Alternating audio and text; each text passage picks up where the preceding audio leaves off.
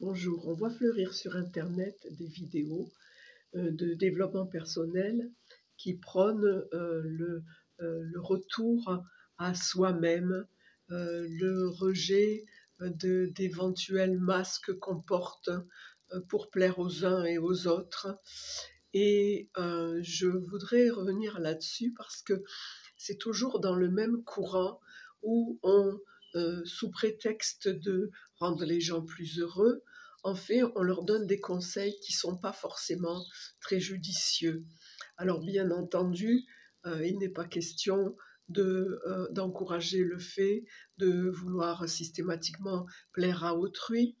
Bien sûr, hein, il est important d'être, mais être quoi? Être qui? Parce que si libérer l'ego, si libérer le soi, c'est laisser libre cours à notre égoïsme, au monstre qu'on a en nous, c'est pas forcément une bonne chose.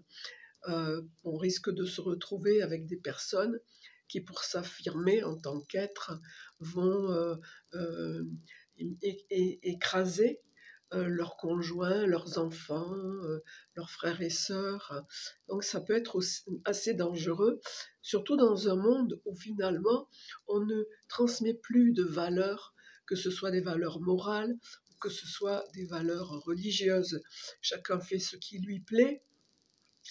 Et ça mène à une grande solitude en fait, parce que voulant être ce qu'on est de base, on se retrouve avec des égos qui entrent en conflit, qui ne veulent faire aucune compromission.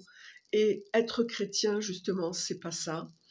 Parce que moi, j'ai toujours été émerveillée de voir la puissance des symboles que Jésus a utilisés pour nous enseigner, et notamment dans l'Eucharistie. Il utilise le pain et le vin, qui sont des résultats de grains broyés.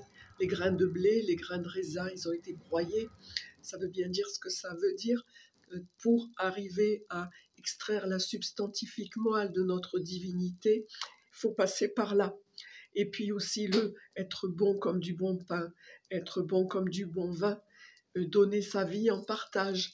Et même à la messe, le prêtre ne laisse perdre aucune miette, aucune goutte, parce que bien le chrétien, il se peut qu'il ait aussi des fois à se faire bouffer jusqu'à la dernière miette, un peu, ou voilà. Et le chrétien donne tout, mais comme il donne tout dans l'amour, eh bien, ce n'est plus du tout un fardeau, c'est même une joie. Et c'est ça qui peut rapprocher les êtres, plutôt qu'un individualisme forcené qui va renforcer les solitudes des uns et des autres. Je voulais laisser ça à votre méditation, éventuellement recevoir vos observations. Je voudrais ajouter une chose, c'est que, bien entendu, quand on a des choses auxquelles on tient, il est important de les faire valoir. Les premiers chrétiens, quand se sont démarqués des croyances païennes de leur entourage, ont dû lutter. Les convertis qui, des fois, veulent venir au christianisme et qui se heurtent au rejet de leur famille, qui ont d'autres convictions religieuses.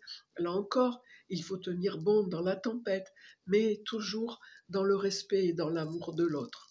Voilà, que Dieu vous bénisse, ayez une bonne journée. Au revoir.